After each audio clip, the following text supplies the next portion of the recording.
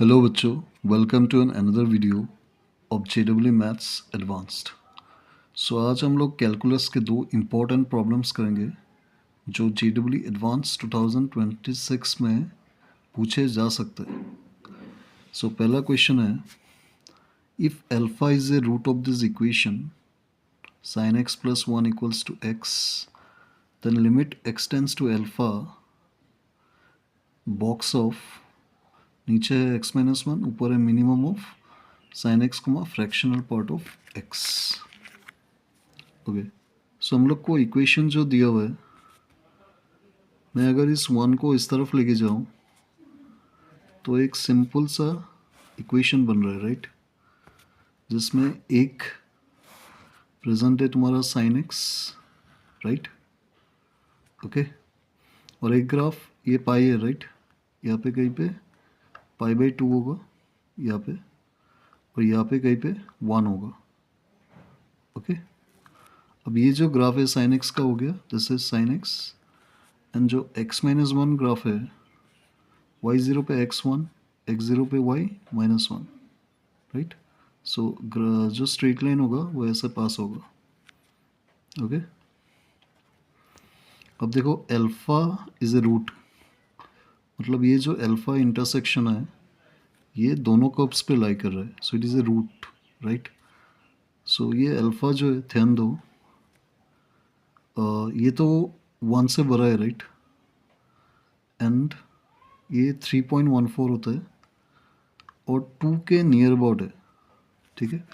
तो अगर मैं इंटीजर के रेस्पेक्ट में बोलूँ, अल्फा लाइज बिटवीन 1 एंड 2, ठीक है। अब एक चीज़ ध्यान दो, मुझे इसका मिनिमम को निकालना पड़ेगा पहले, और पहले फ्रैक्शनल एक्स को देखो। फ्रैक्शनल एक्स जो है वो एक्स माइनस बॉक्स एक्स होता है, ठीक है। अब बॉक्स एक्स अगर मैं इस अल्फा पे जो 1 और 2 के बीच में है, उस अल्फा पे अगर मैं बॉक्स एक्स को निकालूँ, राइट, मतलब चीज़ ये है कि ये एक्सटेंडिंग टू अल्फा है, राइट, वो बाद में होगा, but minimum of sine x को फ्रैक्शनल पार्ट ऑफ एक्स को निकालना है। पहले फ्रैक्शनल पार्ट ऑफ एक्स को लिपटा लेते हैं। सो एक्स अगर 1 एंड 2 के बीच में होता है तो मेरा बॉक्स एक्स क्या होगा, 1 हो जाएगा, राइट। सो मुझे सिर्फ निकालना है minimum of sine x comma x-1, इससे रिप्लेस कर दिया मैंने फ्रैक्शनल पार्ट ऑफ एक्स को, ठीक है।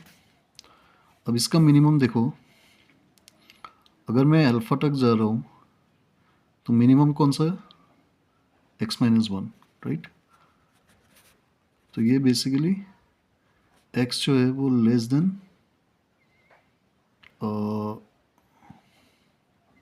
एक second, x less than alpha है, ओके, और ग्रेटर देन 1 है। और एक होगा जब अल्फा टू 2 जाओगे x, तब अल्फा टू 2 जा रहे हो, राइट, यहाँ पे ध्यान से देखो, अल्फा और 2 के बीच में मिनिमम कौन सा आएगा, साइन आ जाएगा, राइट, और अल्फा और 1 के बीच में मिनिमम x-1 था, तो यहाँ पे साइन x आ जाएगा, ठीक है। अब मुझे जो लिमिट निकालना है वो एक्सटेंडिंग टू, एक देखो अल्फा, एक लेस देन अल्फा होगा, एक ग्रेटर देन अल्फा होगा, इसका मतलब है अल्फा प्लस और लिमिट अल्फा माइनस पे निकालना पड़ेगा। सो बॉक्स तो वही रहेगा, x-1 वही रहेगा, राइट। अब मिनिमम अल्फा प्लस पे साइन एक्स था, राइट, और यहाँ पे x-1 था, तो ये तो कैंसिल होके 1 ही आएगा लिमिट। बट ध्यान दो, x जब अल्फा से छोटा होता है, ओके, तो अल्फा से जब छोटा होता है तब साइन एक्स, सॉरी, अल्फा से जब बड़ा होता है, अल्फा प्लस है, तो अल्फा से जब बड़ा होता है ये दो पॉइंट टेंडिंग टू अल्फा ही है, राइट। बट जनरली क्या होता है, sine x less than x होता है, मतलब x-1 से भी छोटा होता है, ठीक है। तो उसके हिसाब से ये फ्रैक्शन जो है कटेगा नहीं, बट लेस देन 1 होगा, मतलब इसका बॉक्स ज़ीरो हो जाएगा, ठीक है। तो इसका मतलब है लिमिट क्या होगा, does not exist. So I hope you understood the problem very well. Okay okay, so जो सेकेंड प्रॉब्लम है, it says that let f(x) be a twice differentiable function defined on 0 to 1 such that f0 f1 दोनों ही 0 है, ठीक है।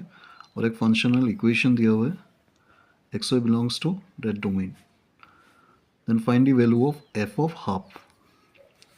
सो पहले तो ये functional equation को देखो, यहाँ पे दो वेरिएबल्स है राइट, एक को एलिमिनेट करते हैं कैसे, एक में लाके, मतलब एक ही वेरिएबल में लाओ। सो यहाँ पे ध्यान दो, इसको जनरेट कर सकते हो, पहले तो यहाँ पे 2x को उड़ा दो, तो y क्या बनेगा, 3 माइनस 2x, राइट। सो ये उड़ाने का लाभ है कि 3 3 कैंसिल हो गए, 3 f(1) आएगा, and f(1) we know 0, so this is 0। इसका मतलब है 2 f(x) क्या आ रहा है, minus of f of 3 minus 2x। सो इसको डिफरेंशिएट करने से 2 f डैश x आएगा, and minus of f dash 3 minus 2x आएगा, और इसका डिफरेंशिएशन -2 मतलब +2 हो जाएगा। सो ये कैंसिल हो गए,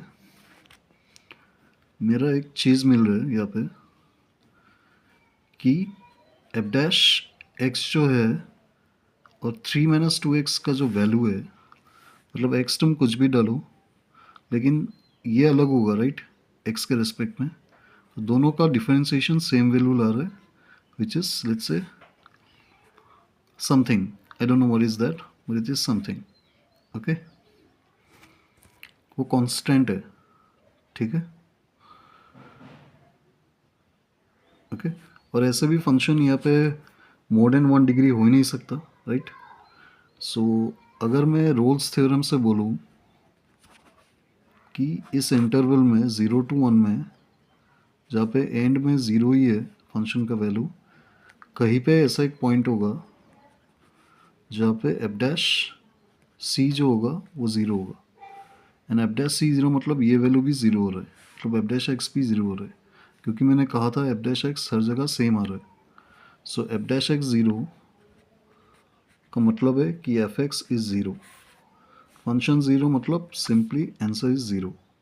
क्लियर, चलो, and please subscribe to my channel guys, ताकि मैं जितना मेहनत कर रहा हूँ उतना मैं और कर सकूँ, ओके, इन द फ्यूचर। चलो, गुड बाय।